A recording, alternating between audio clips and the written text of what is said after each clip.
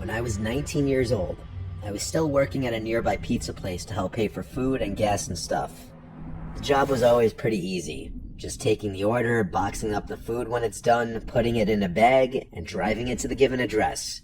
I'd done it a million times before, and nothing weird ever happened. It was very repetitive. Tips would usually be around $3 to $5 depending on the distance. Sometimes more generous people would give 10 or more though. I remember this order was just a chicken parm hero and a regular slice. Smaller orders like this usually yielded lesser tips, but I didn't have a choice in which deliveries I did. I was on my way to the address, and of course, the house was apparently on a dead-end block. This block had a more rural feel to it than the rest of the neighborhood. One of the houses had an RV sitting on the grass with a small patch of woods next to it. The other houses looked like little farmhouses. There was a lot more space on this particular street. And then I pulled up to the address. It was this small, weird-looking house with a huge property, though. It sat next to what appeared to be an abandoned house with overgrown grass and shrubs. It was probably around 6 p.m. and it was getting pretty dark out, so it was around the time people would start putting on their lights inside their houses.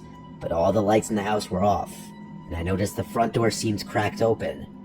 I began to walk over to the front door, and I heard a piano being played.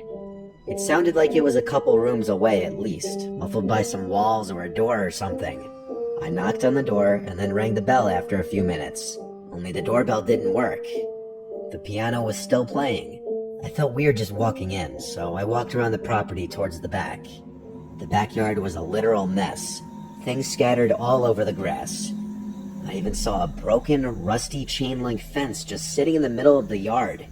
I went to the back door and knocked really loud. I looked through the glass of the door and saw nothing except for what looked like a really messy storm room. Clearly these people were not neat freaks, to say the least. When nobody answered the back door either, I went back around front and called one of the guys at the pizzeria to confirm the address with him. He took a second to check what he wrote down, and he confirmed that I was at the correct address. So I went back to the front door, pushed it open, and heard the creepy sounding piano music still playing. I yelled, "Pizza's here." The piano stopped, someone yelled, "Over here," then the piano resumed. They were playing this simple yet creepy repetitive song as if on loop. There were also no lights on in this house, so it was almost hard to see in there. I walked straight, getting closer to the sound of the music. The smell inside the house was very musty and off-putting. When I got halfway into, I guess what you'd call the foyer, I felt very uncomfortable. I wasn't going to go any further. I yelled, "I'm by the front door, sir." The music stopped, this time for good, and now there was just silence. I backed towards the door again so that I would be closer to the outside. I was expecting to hear footsteps coming towards me, but no, it was just dead silent. I said, "Sir?" And a voice from another room said, "Yes, sorry, I have trouble walking. Could you just bring it in here, please?"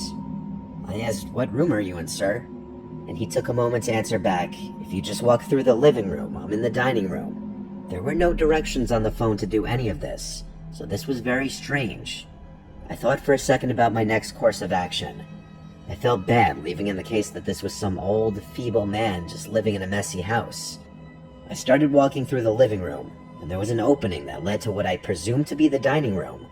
Me being my overly cautious and paranoid self was still suspicious. Instead of walking straight into the dining room, I peeked around the wall just enough for one eye to see into the room. I saw the piano, but there was no one sitting at it. I also didn't see anyone in the entire room. With that, I quietly but quickly walked back towards the front door, shut the door behind me, and drove back to the pizzeria. I explained that I got a sketchy vibe inside the house. My boss was completely understanding, especially when the alleged customer didn't call back asking why I left. That said everything. I didn't really understand the logic in trying to commit a robbery in your own house, and nor did my boss or coworkers. So later that night after work, I looked up that address, and that house was foreclosed on months ago, and it had been vacant. When I told this to everyone, they had the same mouth-dropping reaction I did. I was truly mere steps away from probably getting robbed. That, or someone was trying to play a horrible prank on an unsuspecting pizza delivery guy.